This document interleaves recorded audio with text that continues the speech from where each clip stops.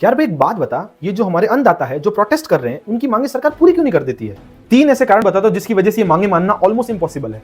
पहला, भारत के अंदर 15 करोड़ लोग 60 साल से ऊपर उम्र के हैं, उसमें से 11 करोड़ लोग गांवों में रहते हैं। उन सबको अगर 10,000 पर महीना पेंशन दी जाएगी ना, तो 12 लाख करोड़ का अलग से बजट एलोकेशन करना पड़ेगा। और एक बात बता, सरकार क्यों उनको ज्यादा पैसा देगी जो कि 30 गुना ज्यादा है ऑलरेडी रनिंग पब्लिक सेक्टर जो पेंशन स्कीम चल रही है गरीबों के लिए। दूसरा, फार्मर्स कह रहे हैं कि उनकी जो मनरेगा के वेजेस उसको 700 कर दो और जो मजदूरी है वो 200 दिन के लिए कर दो। इससे जो करंट मनरेगा का सिस्टम इसका 6 गुना ये डिमांड कर रहे हैं। अगर ये अप्रूव हो जाता है तो जो माइग्रेंट वर्कर्स हैं बिहार के, यूपी के और अपने उड़ीसा के, वो पंजाब क्यों जाएंगे मजदूरी करने जब उनको अपने ही गांव में अपनी जगह पे उनको 6 गुना वेतन मिलेगा। इससे तो पंजाब के फार्मर्स के लिए दिक्कत हो जाएगी, क्योंकि वहां पे उनकी जो एग्रीकल्चरल एक्टिविटीज है वो हॉल्ट पे आ जाएगी, क्योंकि उनको लेबर तो मिलेगा ही नहीं। और अगर ये बात फिर भी मान ली जाए तो इसके लिए अलग से 5 से 8 लाख करोड़ का बजट हमको अलोकेट करना पड़ेगा। तीसरी बात, एमएसपी की। एमएसपी रफली होता है 1.5 गुना टोटल कॉस्ट ऑफ प्रोडक्शन का। फार्मर्स की मांग है कि सारे क्रॉप्स पे एमएसपी मिलना चाहिए। इसका मतलब 50% रिटर्न तो फिक्स हो गया।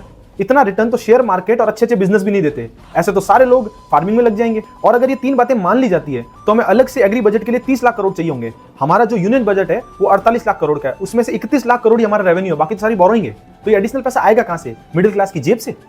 इसका मतलब बेसिकली ये हो गया कि सोसाइटी के एक सेगमेंट को खुश किया जाएगा दूसरे सेगमेंट के आंसुओं से।